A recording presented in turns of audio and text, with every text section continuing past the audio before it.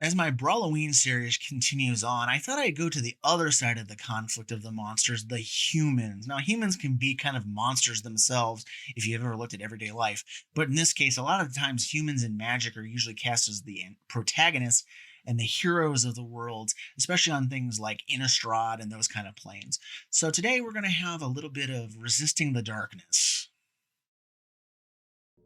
All right, this is my variation on tribal humans I call Resist the Darkness. Since we've been traveling along doing the horror movie monster themed decks for the month of Halloween, we're going to go into the protagonist shoes today with the humans that are kind of fighting against those monsters.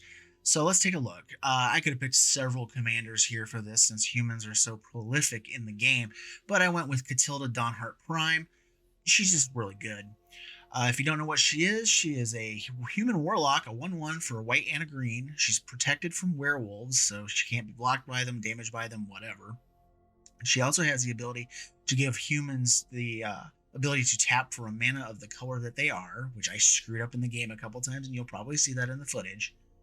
And then her big ability is pay 4, a green and a white, and you can tap her to put a counter on each creature you control. So your little humans eventually will build up nice and big and bulked out to attack your opponents.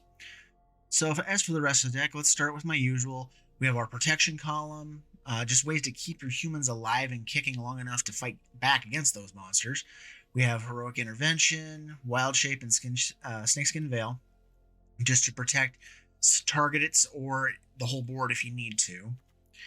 And then we have our mana and ramping abilities. We have the Great Henge, we have Harrow and Cultivate, we have Mana Rocks, and then we have Into the North, and there's a couple of each of the snow-covered lands in there, just so you can go ahead and fetch those out if you need to. Removal, we have Swords to Plowshares, because sometimes you just need stuff to get gone. Banishing Light, same kind of concept. Day of Judgment, Depopulate, and Doomscar. Sometimes you just need to reset the board. This is how you do it. And then the next two columns are all of the humans that we have running around trying to fight against the bad guys here. So in this case, we got Torens, Fist of the Angels. He can create more humans because every time you cast a creature spell, you're going to get a white human creature token, which also has training. So as you attack with some of your bigger stuff, they'll get bigger too. And there's a little bit of a +1/+1 synergy type thing in here as well. We also have Benalis Marshall. It's a human that actually gives us a little bit of an anthem effect as well. Adeline, she's really good in standard. She's really good here as well. She's a human and she makes more humans. Elite Spellbinder, you can mess with your opponent's hand. Oh, they have a board sweep. Well, let's make it cost more so we can push it off a couple more turns and try to kill them before that happens. Same thing with Anointed Peacekeeper. Oh, you have a board sweep. Well, we'll just make that go away for a couple of turns. Jaheira here is actually a human elf hybrid, so she can fit in the deck's themes. And she can either turn into the ability to destroy an artifact or enchantment and gain 4 life, or she can turn into this, which is the Heroic Harper. She's a 3/4 with hexproof from enchantments and artifacts, and then when she specializes, she can also destroy those things, and you get to put counters on your creatures as well. Again, the counter synergies. We have Perish Blade Trainee. She has training. She's a 1/2. She gets counters as she trains, and when she dies, her counters can move to another creature, kind of like the what is that new one? The Beast Caller. Luminarch Aspirant. Hey, guess what? They unnerfed the card in Historic and Historic Brawl. I haven't heard anybody talking about this yet, but look at that. It's back to being a combat trigger instead of an end of turn trigger. Love it. Intrepid Adversary, you pay into this, it pumps all your creatures over and over again, and it's a human. Guardian of New Benalia, this thing is really good. There's a game in the gameplay footage where I had this thing up to like 14, and then I was enlisting like 6 and 7 power creatures to make it like a 22-14, and I gave it trample. So my opponent was having to just throw everything they could just to get rid of this thing so they could survive long enough to win the game. Cathar Commando, I can't talk today. It's a 3/1. It lets you destroy artifacts and enchantments. It's just a good card all around, and then it gives you an extra human to throw around. Bounty Agent, 2/2 with vigilance, and you can tap and sack. Basically, it reads destroy target commander. Is basically what it says. It destroys a legendary permanent that's an artifact, a creature, or an enchantment. So in most cases, you're killing their commander. Let's see. Apostle of Purifying Light. For 1 and a white, you get a 2/1 with Pro Black, and you can pay 2 to exile a card from a graveyard. So this gives you a human that can eat into their graveyard if they have any kind of graveyard synergies, flashback, reanimator targets, whatever. Get rid of it. Ambitious Farmhand. If you're a little bit land light, this is kind of like a Rampant Growth, but it only goes and gets a plains. So you can play it, you'll get a 1/1 human, and you get a plains out of it. And then if you manage to get to the point where you have Coven trigger, which means you have 3 creatures with 3 different powers on the board, you can pay 1 white and she'll flip over into a 3/3 with lifelink. Soul Warden. If you've been playing this game long enough, you know what a Soul Warden does. Every time a creature comes into play, you gain a life. It doesn't matter if it's your creatures or their creatures. We have Hopeful Initiate. It has training 1/2, and you can pay 2 and a white to destroy, remove 2 counters from it and destroy an artifact or enchantment that they control. Giant Killer. You can use the adventure side to cut down, chop down, is the name of the spell, a creature that they control with power 4 or greater, or you can, on his creature side, you can pay 1 and a white, tap it, and then tap one of their creatures down. Dauntless Bodyguard. It's a human, but it also counts as protection in the deck because then you can give one of your creatures indestructible because as you come into play, you pick one of your creatures and then you sacrifice this, and whichever one you named, that's the one that gets saved. And then the next column, first off, we have Fencing Ace. For 1 and a white, you get a 1/1 double striker. Well, we got all these +1/+1 counters and these Anthem effects running around. This thing can get dangerous. We have Martyr for the Cause, again with the +1 counters. If this thing dies, you get to proliferate and boost all your stuff up. Join the Dance. It's just a real simple, creates 2 white human creature tokens, and it has flashback. So it's just a good way to create a bunch of little tokens to go wide. Shanna, Saisei's Legacy. For a green and a white, she's a 0/0 base, but her power and toughness is actually, or she gets +1/+1 for each creature you control. So we're going so wide here. More often than not, she's 5/5 on up. But also she has hexproof from your opponent's abilities. That's the really fun part. She can't be targeted by anything they do in terms of abilities. I had a guy who had the Giant Killer, and he couldn't do anything to Saisei or Shanna because she has protection from the activated ability. So then we got Minister of Obligation. For 2 and a white, you get a 2/1 creature with Afterlife 2. It creates spirit tokens, which is kind of nothing here and there. It's just another human to throw on the deck. Wedding Announcement. It spits out human tokens, and then it gives you an Anthem at the end of its 3 turns. Briar Bridge Tracker. You get a clue token when it comes into the battlefield, and as long as you control a token, it gets +2/+0. So we got all these human tokens running around, and we have the clue tokens off of a few things. So more often than not, she's going to be a 4/3 for 3, which is decent. Hamlet Vanguard. This guy is kind of nutty. For 2 and a green, you get a 1/1 with Word 2. And when it enters the battlefield, it comes in with 2 +1/+1 counters for each other non-human you control when it enters. So, I've seen this thing come in as a 7/7, as a 9/9. It comes in big, and it's hard to get rid of because of the ward. So, if you have a way to give this trample or just to, punch on through, it's really, really good. Tireless Tracker, the other clue token generator here. It has a landfall trigger on it that says when it enters the battlefield under your control, you investigate, and whenever you sacrifice a clue, you put a counter on the tracker. Just a good all-around card. Champion of Lamholt.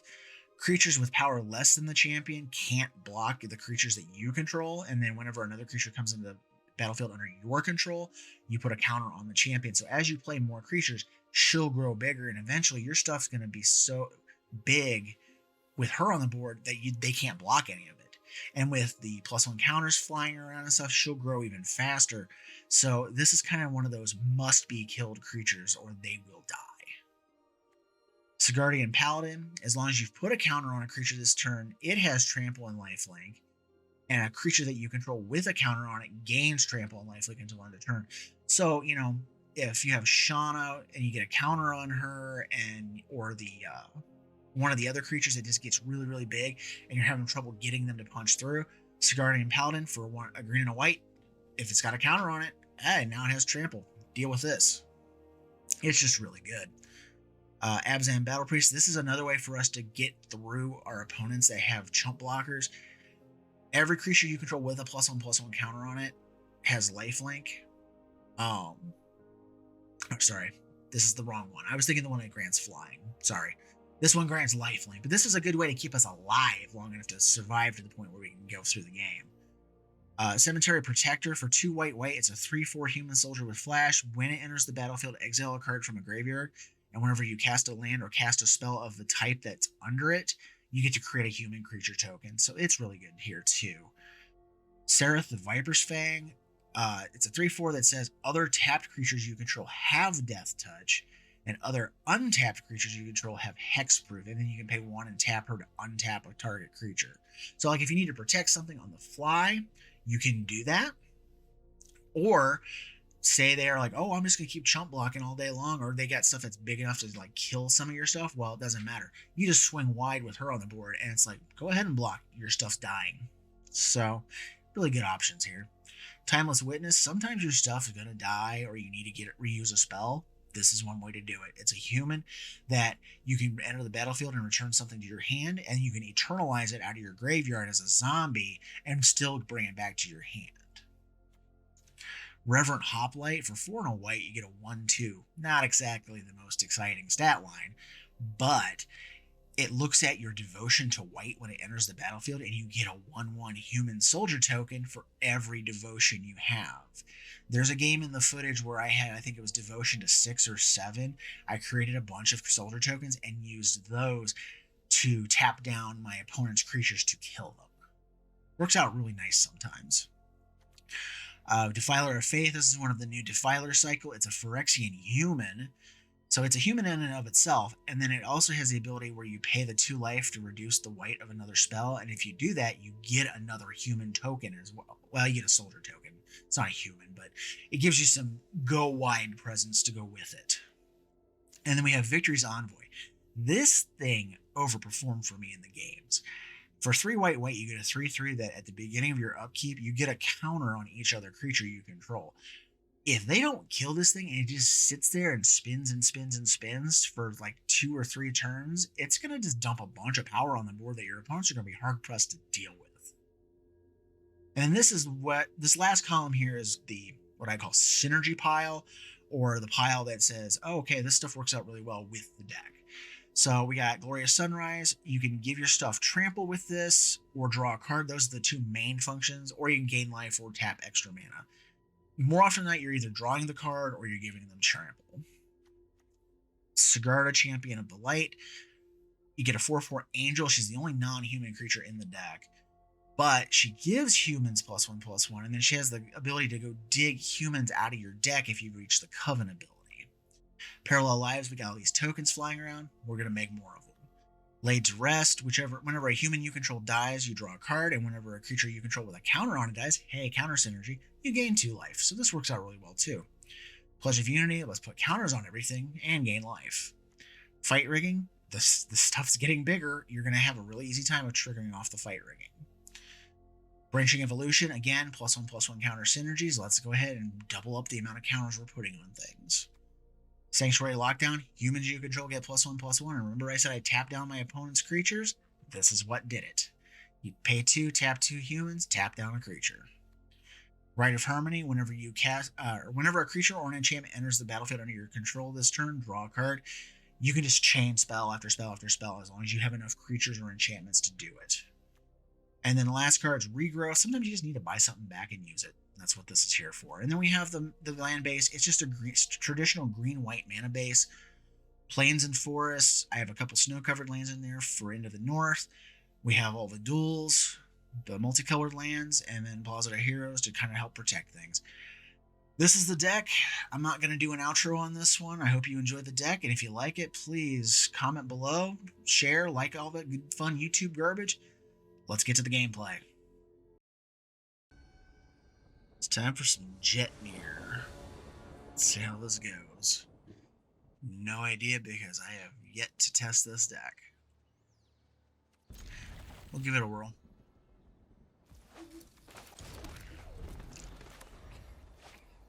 One land and I can have a little bit of ramp. Or I can just plonk down the champion. But I do need some white to get Katilda rolling.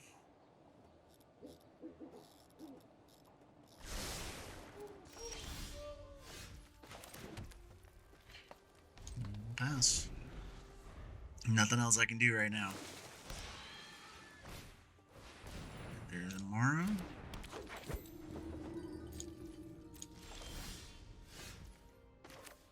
Well, there's a white. I'm going to shock myself. And then I'm going to harrow.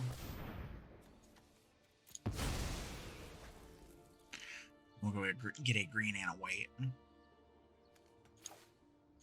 Not the snow-covered ones. Need to leave those in the deck in case I draw into the north. And let's do...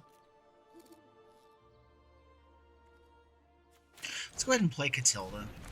And see if we can draw a burn spell out of them.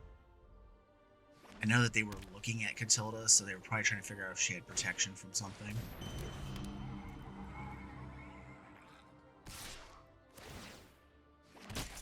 Definitely nothing that matters, because they're not playing Revels. Okay, so let's go... Let's do Dauntless Bodyguard on Katilda. And let's do...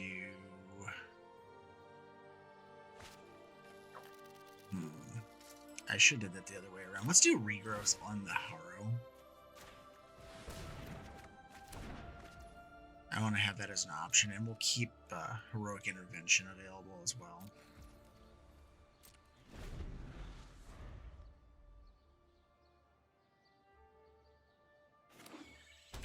Just in case.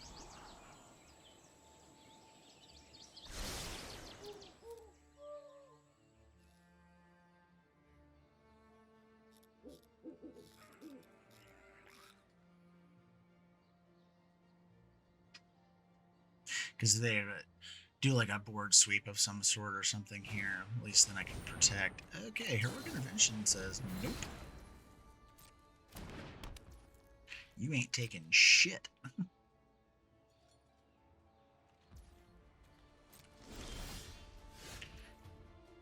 Alright. So... let's go ahead and do this again. We'll do the same thing, green, white.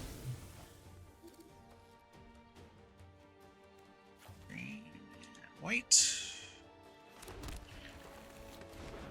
And this time I'll do Torens with the Fencing Ace. And we'll enter.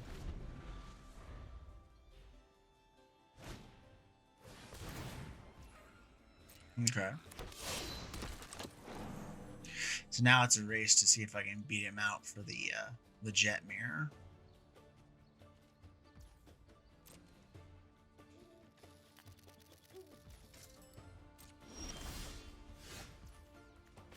Alright, play the land. We'll play Champion of Landholt.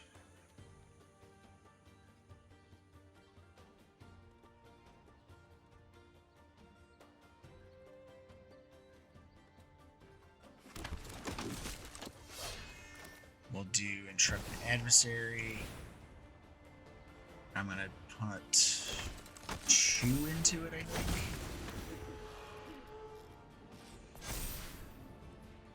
Let's do auto pay. We'll do roll.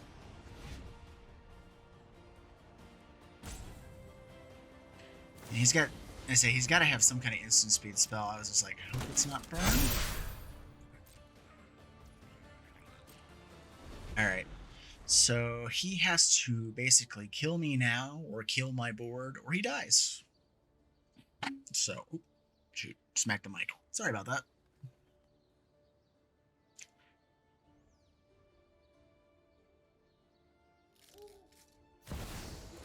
There's Jetmir. Alright. 2, 3. Okay, he's got. Does he have double strike yet? 1, 2, 3, 4, 5, 6, 7, 8. He needs one creature to get double strike.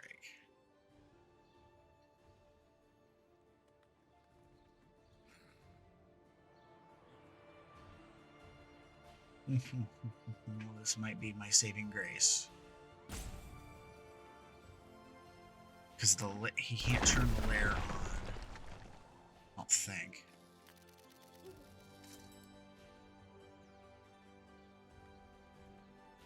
Maybe he can. Create a 1. Oh, crap. Alright. So now it's combat math time. Let's see. It's 8, 16, 24, 32, 42. Alright, so champion. I don't think I can survive this. I don't think. Wait. If I block the 5/2 and one of the 4/1s, that's still too much damage. But I think champion on Lamhold surviving is more likely to lead me to victory than that. I think I might still be dead. I'm not sure. I might have jacked that up. Yeah. And like I said, math is for blockers, and I didn't do it right. Elas il-Kor, Sadistic Pilgrim. Alright. So, we're going to have us a, what do you call it? Aristocrats fight here. I kind of like this hand, so we'll keep it.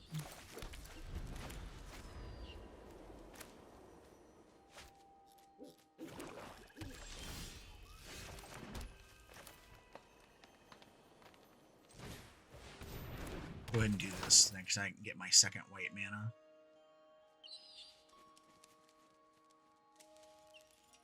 Does he have a fatal push? He might.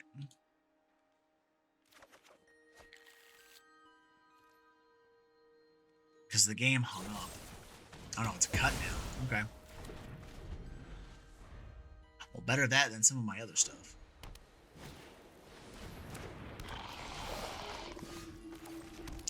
Alright, we're gonna go ahead and get wedding announcement ticking. I was gonna do sanctuary lockdown, but since we drew the wedding announcement, might as well go ahead and keep ticking along. I have not seen that stained glass art before. Not a fan. I think most of the stained glass arts look like shit compared to their originals. Subjective opinion.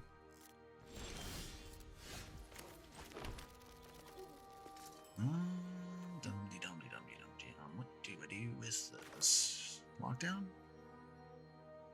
Yeah, we'll just do lockdown.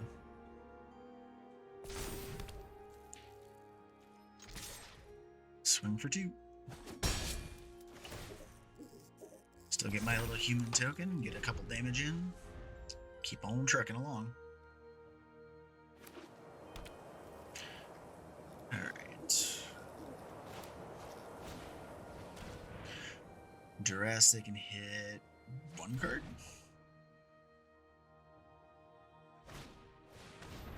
One of which can get it back if they don't eat it with that. Alright. Screw it. Let's just get this going. Not attacking, passing the turn. No need to lose my stuff.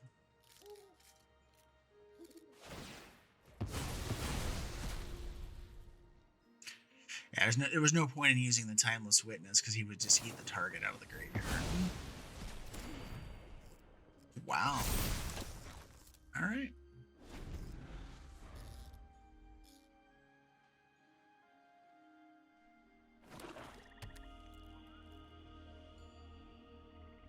There could be a board sweep in my future, I don't know. Alright.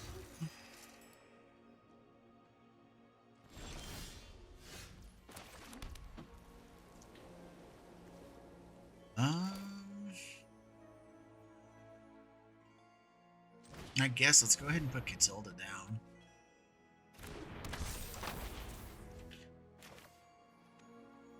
Pardon me. And then we'll do Perish Blade.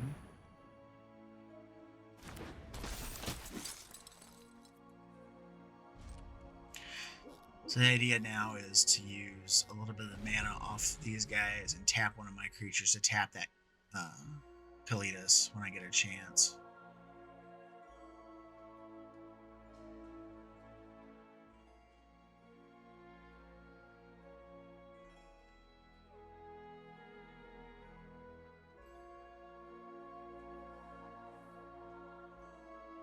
Because there's no sense in letting him gain the life off of it.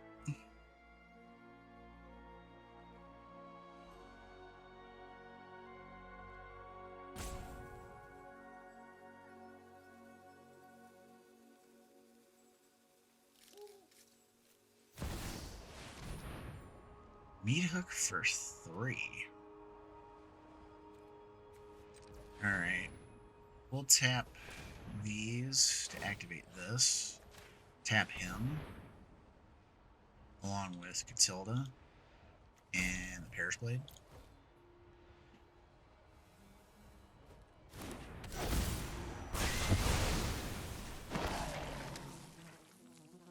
I mean, there's no point in letting him swing with it or anything. Yeah, she can go back to post because he just needed with that anyways.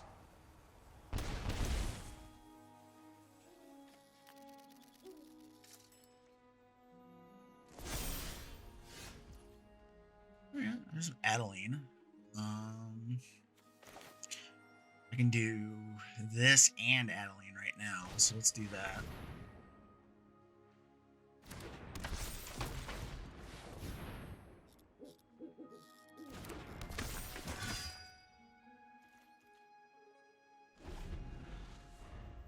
Like, meat hook this.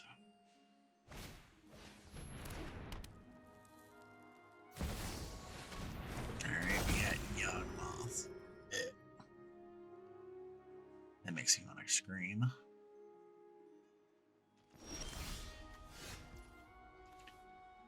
Alright, let's do Dauntless Bodyguard. And we'll put that on Adeline because it's the biggest thing. And I'm going to go ahead and swing with both of these. That way she trains up. Next.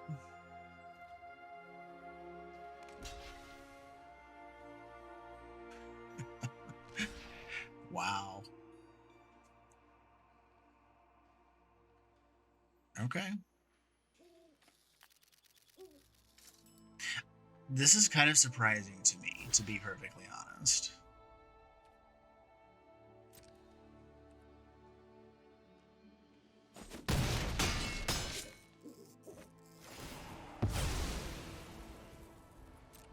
Oh, I forgot. Yawgmoth has protection from humans.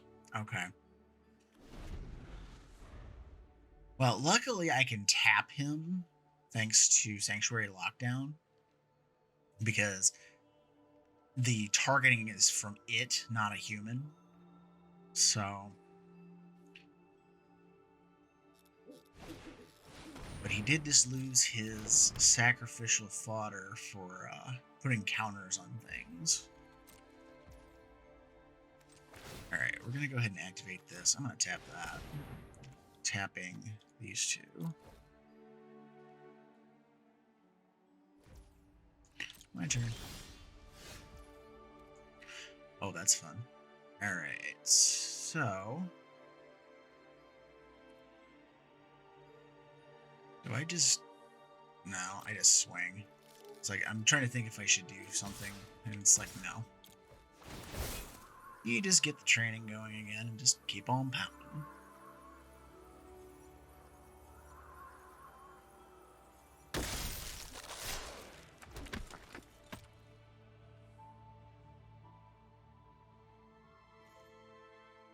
I mean, ideally against this deck, since we're human tribal Yawgmoth, it's actually probably one of the best things you could have in the deck. But, Until I'm able to chain some humans out, I can't play champion, because then he can just put a negative counter on it and kill it.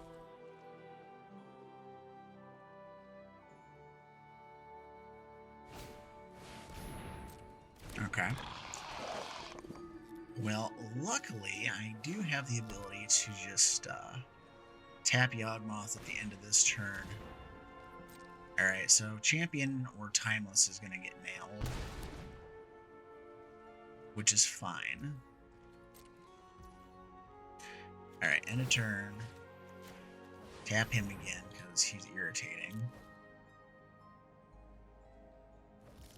Probably play the Witness and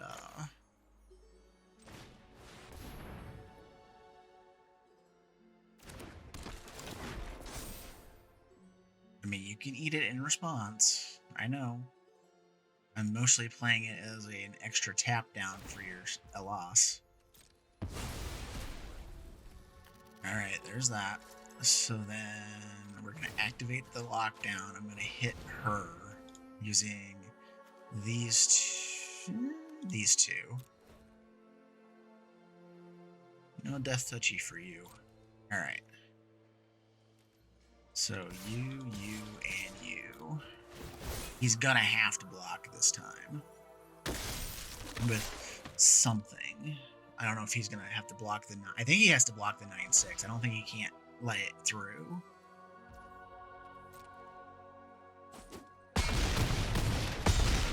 Oh, didn't matter. Oops. I didn't math that. Oh, he gained enough life to survive it. Okay. Alright, and then we'll play this just in case I need the mana.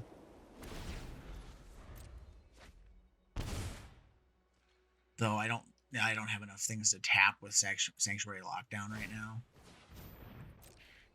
But now he can throw color something. Okay. But I could, in response, do it again.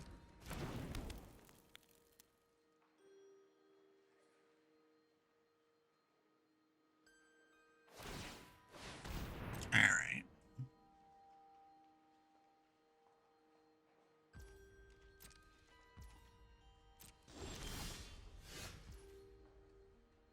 Oh my god. This is the reason I run this in this deck. This is too funny.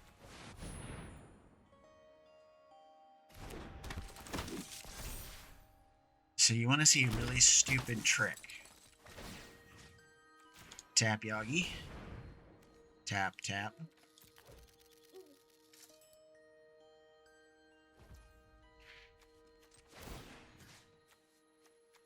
Tap Elas. Tap, tap.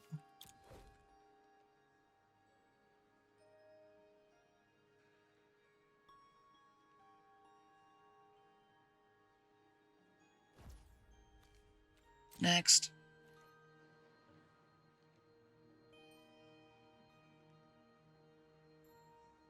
Look at all those humans just coming to smash your face.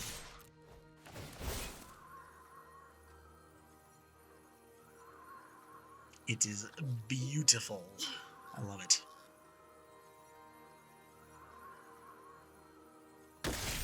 Oh, please don't get a sore disposition now. I'm actually glad you didn't scoop.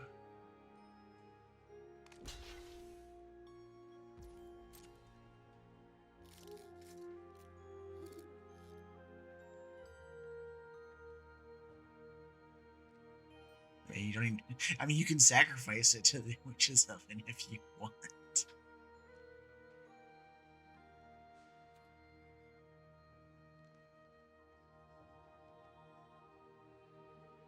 I could have tapped the Alseid too, but I was just like, okay, it doesn't matter. Yawgmoth and Elas were kind of the things that were in my way.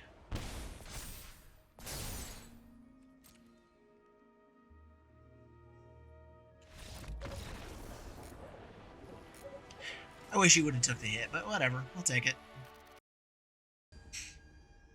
Ellywick Tumblestrum. I've been seeing her more often lately. She must have a resurgence in popularity for some reason. I don't have enough targets to make this good. I'm going to go ahead and mulligan it. It's not really worth the effort. This at least has some ramp in it and a little bit of protection too. So let's keep that. That doesn't matter. It's not a tap land.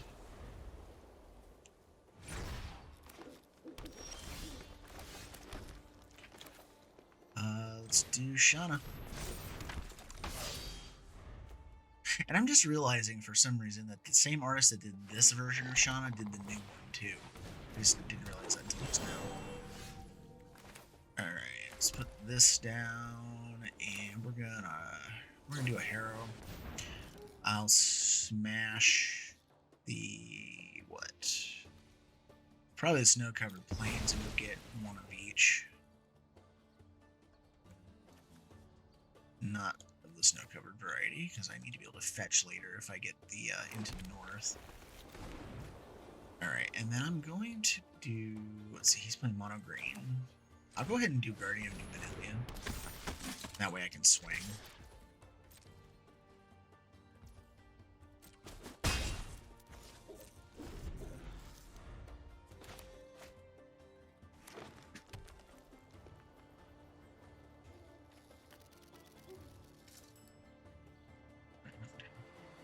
So the nice part is, theoretically, I could play Katilda next turn and the Hamlet Vanguard, which is will be gigantic.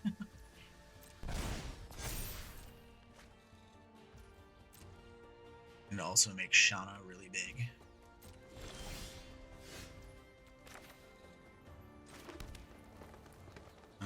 Let's see here.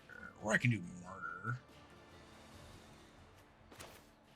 Let's do Katilda, because then she can tap for mana.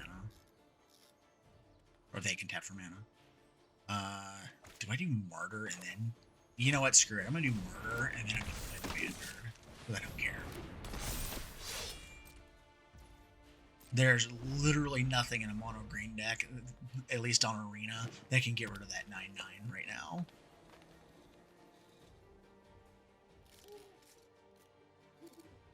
Other than a death-touching creature fighting it.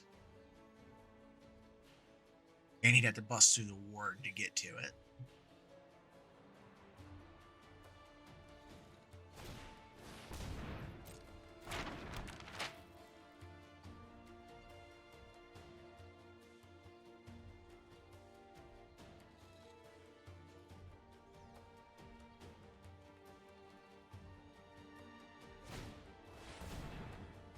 Well, hey, there's a fight mechanic.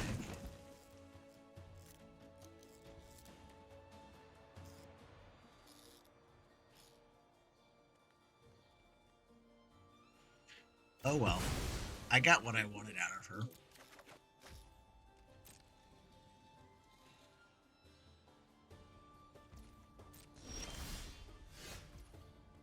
Let's see, he has no mana open.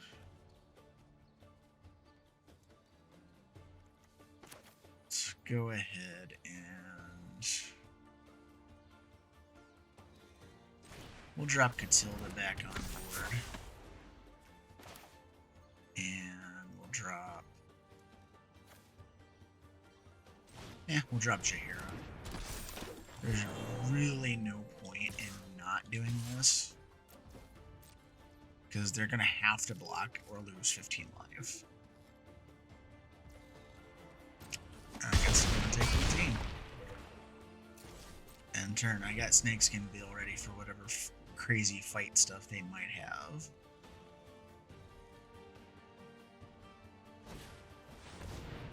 Alright.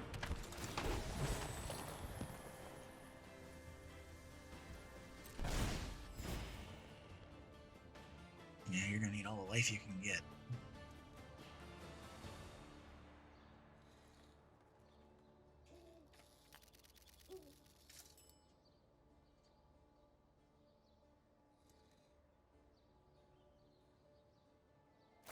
Don't even think about it.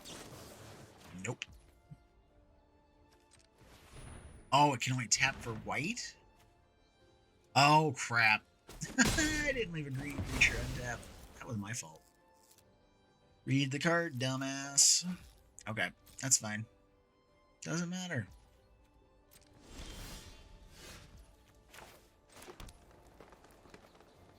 What is her specialize?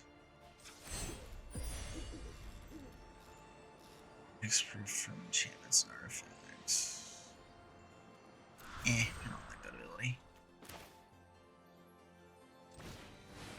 Let's just play this back out. Swing, swing. Enlist? Yeah. No, not you. Enlist this guy.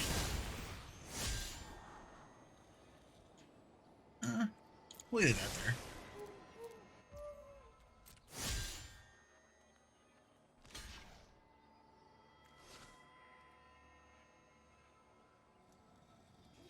Because this time I have the green.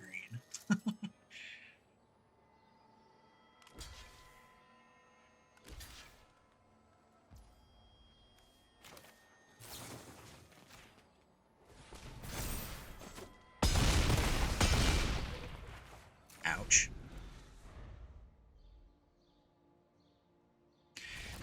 There's the scoop I was waiting for. Aron, Benalia's Ruin. I have not seen him as a commander yet, so this should be interesting. I might even learn something. I've been wanting to build around him.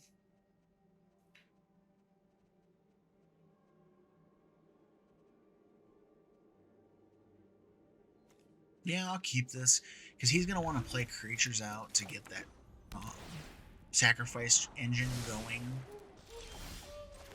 So, and now I have that too, so I could, instead of, I was thinking Katilda, but maybe I don't need to do her on the second time. Unless I get a 1-drop, then I might do it. Alright, I did not get a 1-drop. That's fine. Take action. Get me a plains. Not that I was lacking in the land department, but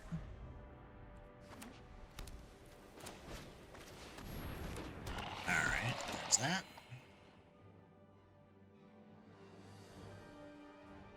If you swing, I will block it.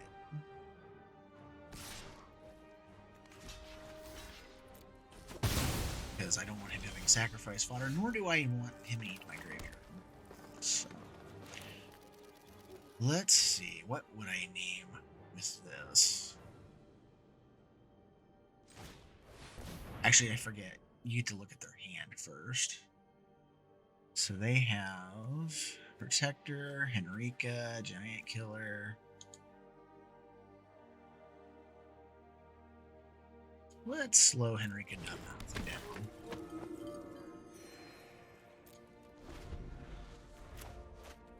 I forgot it's not like some things that tax where you have to name it off the top of your head.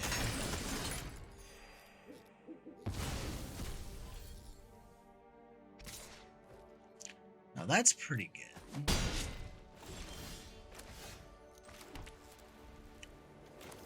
Let's do this into this.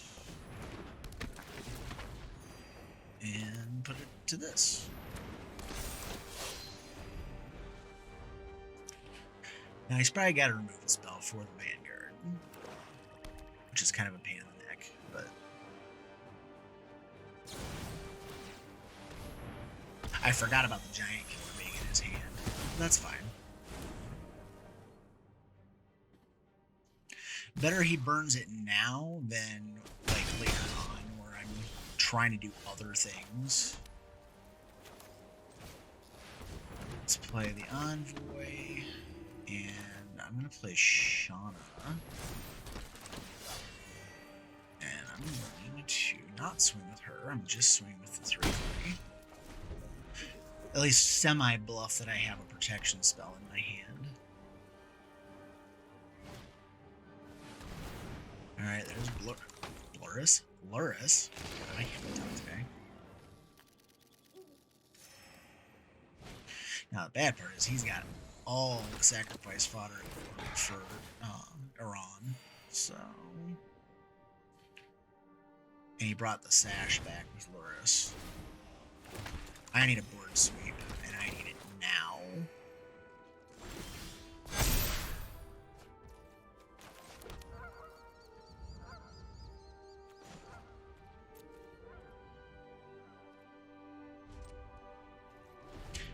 We're just going to pass the turn for the time being because there's nothing else I can really do right now without some kind of board clear.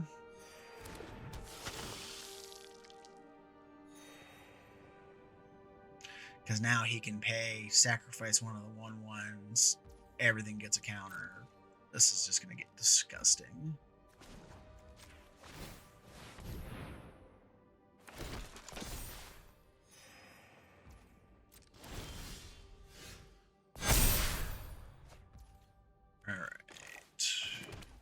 Play the land, play the martyr. Because proliferate is actually really good right now. Pass turn. So I got 1, 2, 3, 4, 5, 6, 7, 8, 9, 10 available mana. So I can activate Katilda once. No, I have 11 mana. Excuse me, I forgot about the Arcane Signet.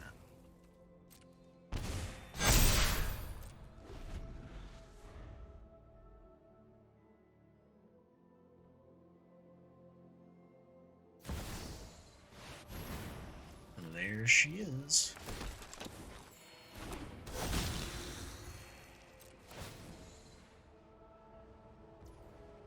I was say I kind of doubt he's going to do the whole sacrifice thing. It doesn't really do you much good.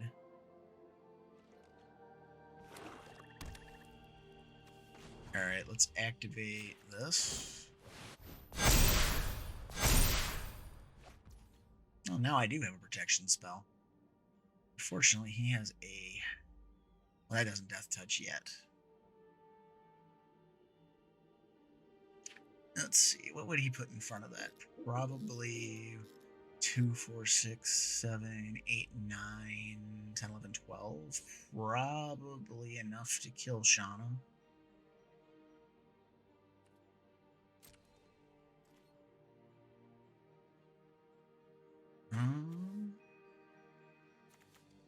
He served his purpose. Well, let's swing Shanna and the Anointed Peacekeeper. I have options.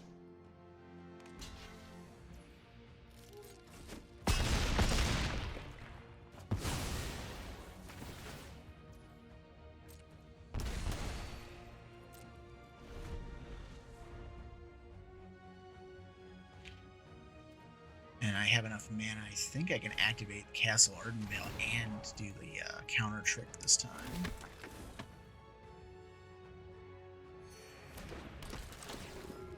I do like I did make the correct call on the Soul Warden being very good here.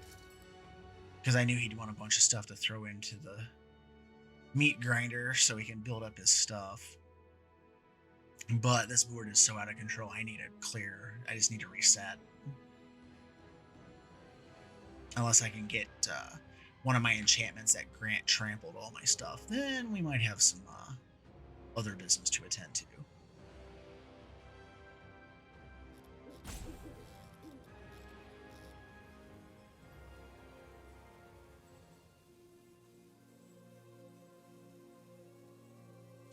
What's the hang up?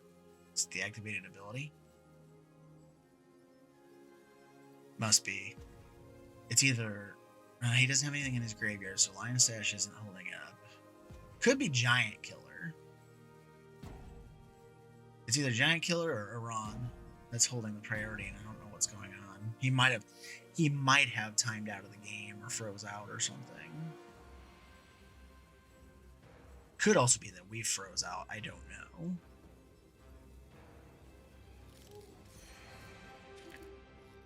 Resolve.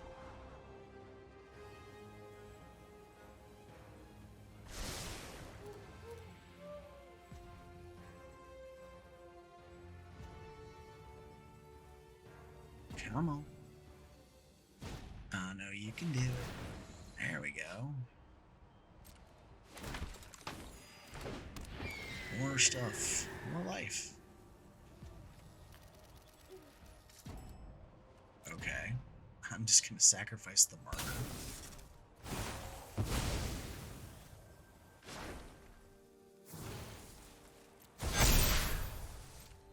Because why not? It gives me the most benefit.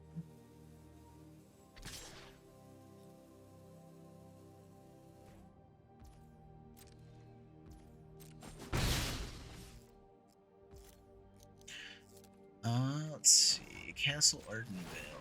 You make a thing. Now, see, what I should have done is but the thing is if I'd have done that, then I left myself open for him just to swing a bunch of crap at me anyways. So, and then I'll just go ahead and do this.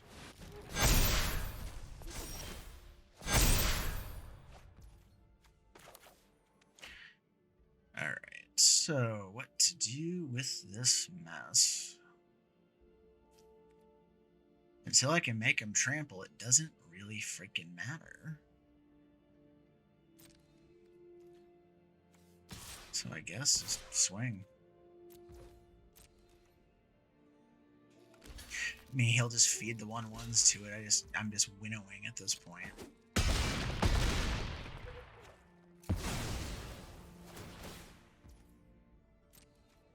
Yeah. One turn, I'll just sandbag the land. I don't really need it right now.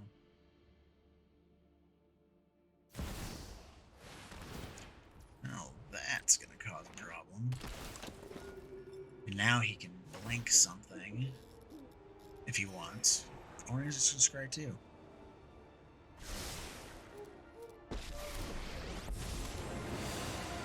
There are good people in this city. Yeah, Loris is a pain. There's a lot of pains in my neck on that side of the board. Alright. It's your fight. Win it. I can give something reach and eat Henrika as a surprise. And I may just do that. Because what's her pump ability? 3? And he can't replay her because she's a forecast off of Loris.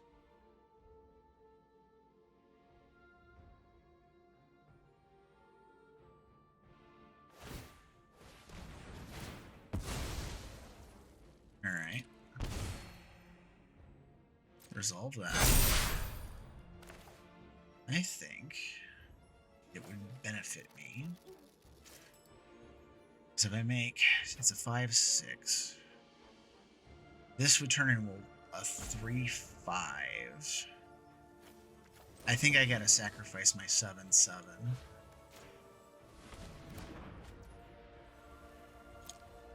And just eat her.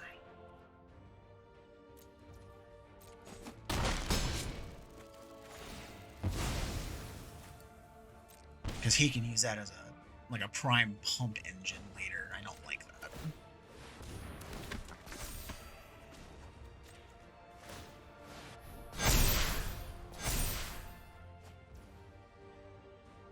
Enough with the frickin' lands.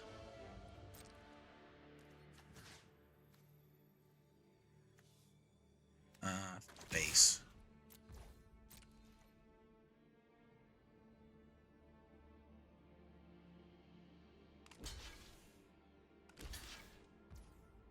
I'm kind of shocked. Like, he hasn't been gang blocking some of this stuff. That's the real thing that's kind of making me go, huh? But I think I'm done making tokens, though. I think what I need to do is just start dumping counters as hard as I can. Because if I can get Glorious Sunrise to draw or get some way of drawing into it, this is going to get really bad for them real quick.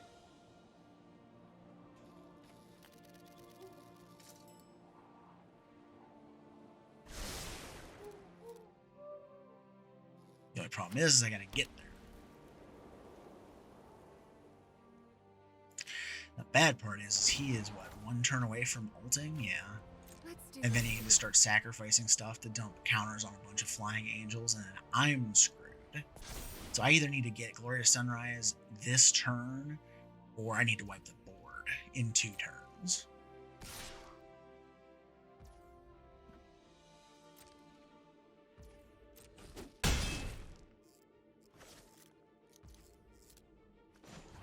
Alright, we're just going to double activate this, because like I said, I think we need to go tall.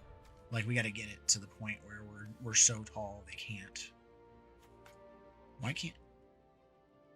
Oh, because you have to tap her to do the activation. That was dumb of me to think about.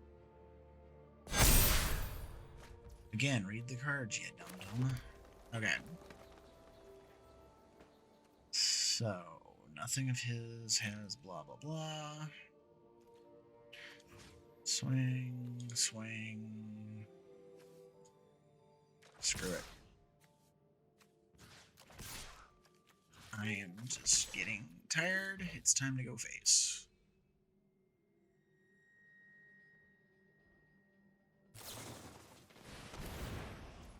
Okay. You can blink a creature. What do you got that matters? Not that.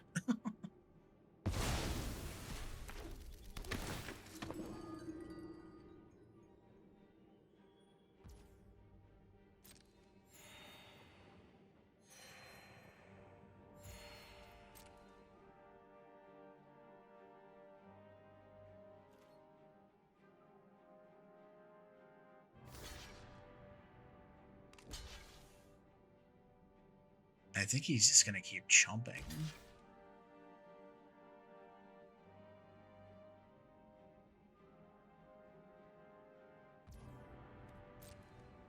Yeah.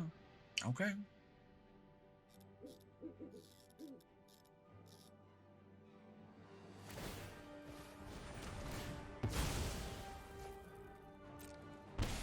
I need some bans.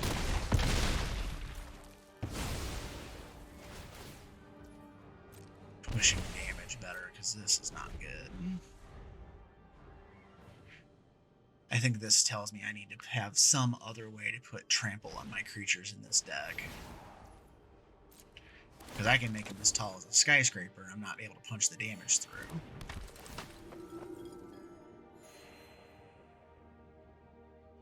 And he's about to have a boatload of angels, and I'm not going to be able to do a damn thing about it if I don't draw something.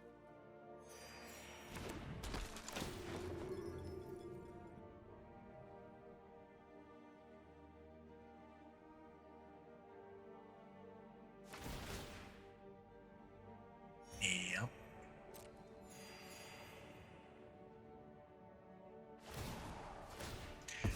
There's your angels. Well, these streets are rough.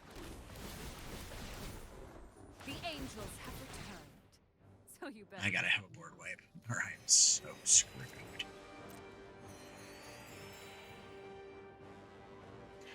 Because he can activate his commander. He can put, that'll be 4/4. That's 20 flying damage, 25, 29 damage coming my way next turn, and 9 coming through right now.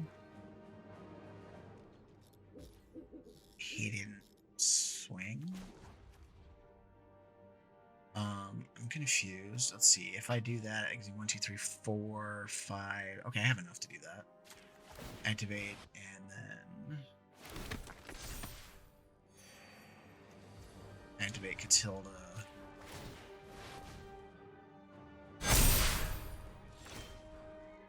Envoy does its thing.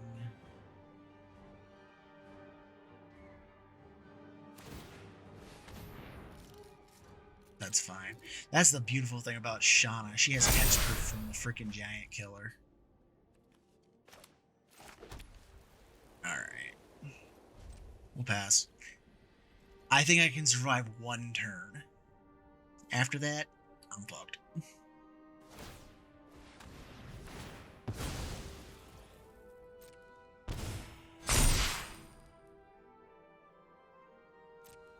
Yep.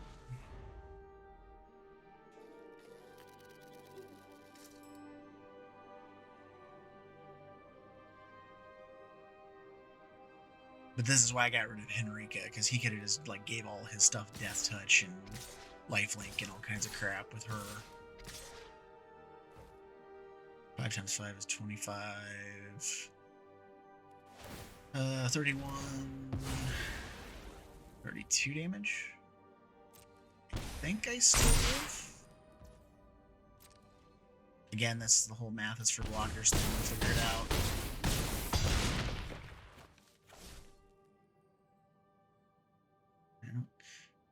Bad part is, even if I do get a board wipe now, I'm dead because of Will Celebrant.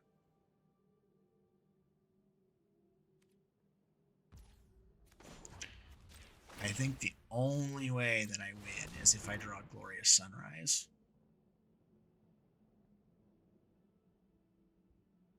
Pretty sure. And even then, I don't think it's guaranteed. Thanks to Loris being so big.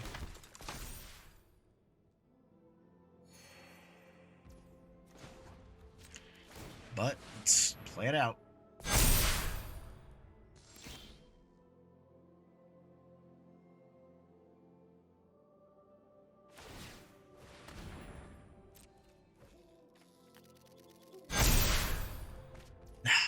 Another land.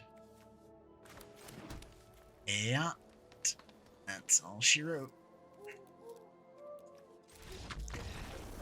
I just drew like, what, 4 or 5 lands in a row?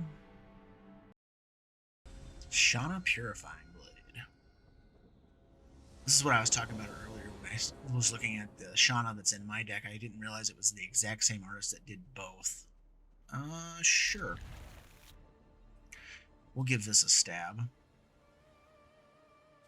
If I draw another Plains, I can actually do Benalia Marshal on 3 if I do Katilda on 2.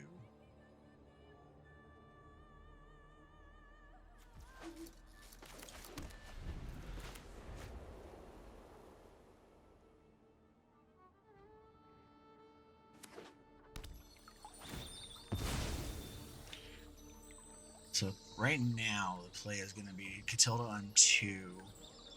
Cross my fingers there. Oh, there's the white. Okay. So now I have options. I can do Tireless Tracker and play a land, or I can play the Benalia Marshal.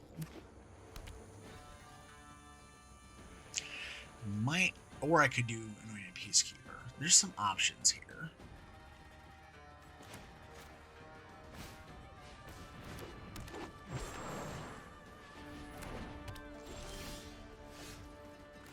So let's play the white. And actually, I'm gonna do the Anointed Peacekeeper. I want to see what's in his hand.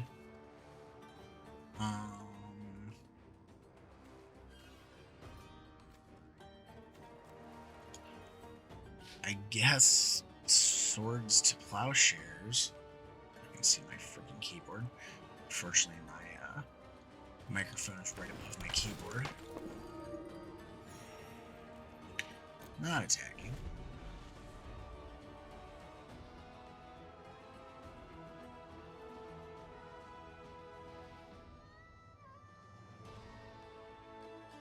I'm going to make his life expensive if he wants to use that swords on the Peacekeeper or anything else.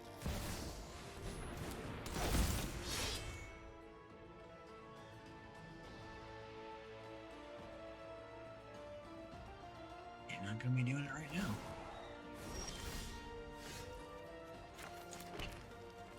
Alright, he's got a land in his graveyard. So if I exile that, I could make it so when I play lands, I get little dorks.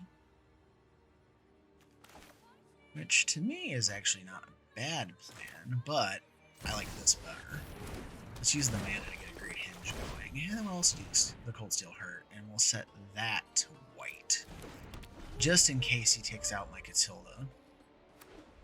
And that way I can still play the Benalia Marshal.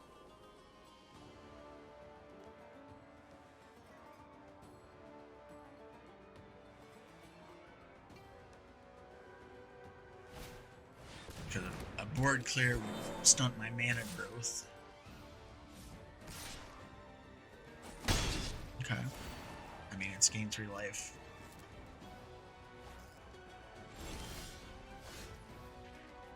Alright. So, Swords exiles, so Dauntless Bodyguard doesn't matter in the grand scheme. Let's do... He just has lands in his yard. That's the bad part. If it was creatures, I could just dump creatures.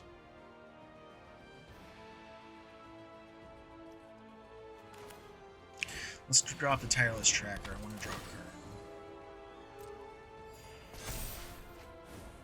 Alright, there's a land. So that's a thing. Let's do the Cemetery Protector. I'll exile the land and play a land. I'll get another dork. Set that one to white as well. Play this. Get another card. I'll put it on... I don't know. The tracker. Alright. Next. No attacks. I can't punch through the 2/5 anyways. So next turn I could do Rite of Harmony and then start playing a bunch of stuff. Because that's actually pretty good. I'd get 2 cards per creature until end of turn.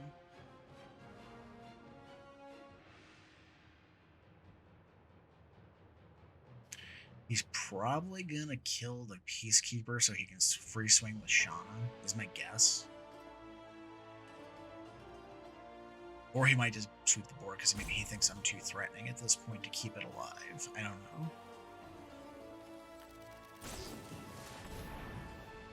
Okay.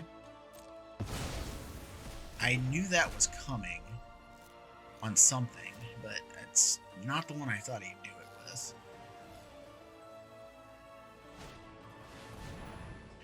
Okay, there's Broker's Ascendancy. I'm okay with that. I will block if you swing. I'm gonna go ahead and activate this and draw a card and make the tracker bigger. My turn. Okay. So let's play a land. And then let's play Rite of Harmony. Benalia Marshal. Resolve all that. Ministrant of Obligation.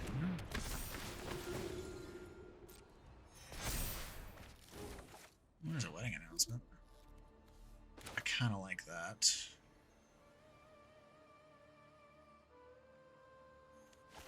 But I kind of like this idea better. Let's do this first. And then do this.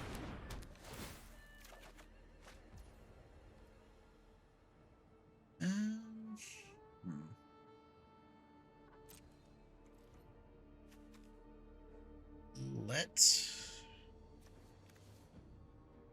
I'm trying to think if I want to swing or not, because then he can just counter swing, but whatever.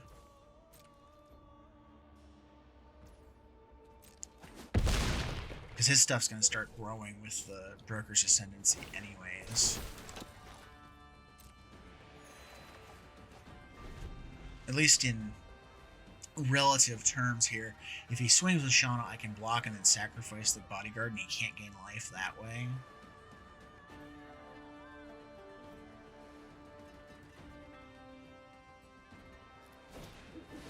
I drew a lot of cards that turn.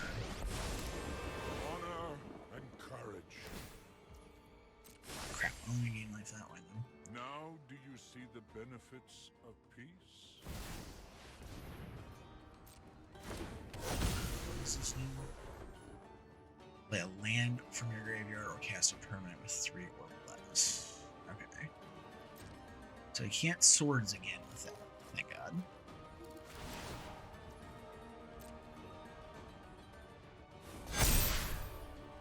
Alright. It's like I got lands for days. Let's play Sigarda. Resolve. Forget stuff. Let's play this.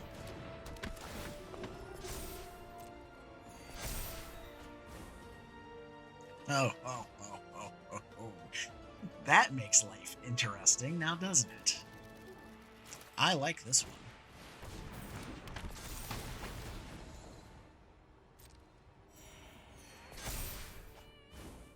And I have enough mana to actually do something with it, too. So let's send in Tracker, him, these two dorks, and this. Base.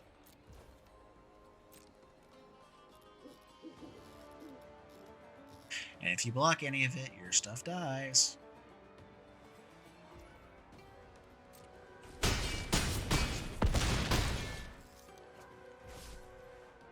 Enter. I think I have enough mana. 1, 2, 3, 4, 5. Oh no, I don't. I was thinking I had enough mana to activate Katilda as well. That's okay. Well, he's got his own Great Henge now. This ought to be interesting.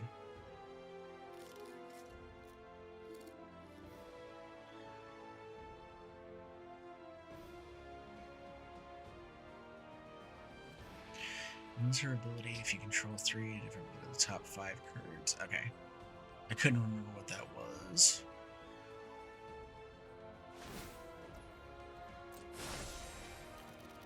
Now do you see the benefits of peace?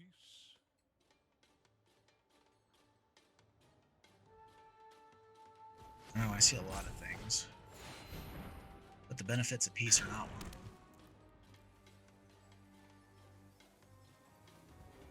So he's gained 5 life this turn so far.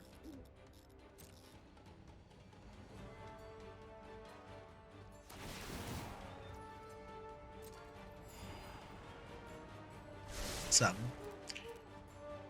I don't think he's got the mana to draw anything, does he? Oh, he had the mana off that. Okay. Oh, he gave up.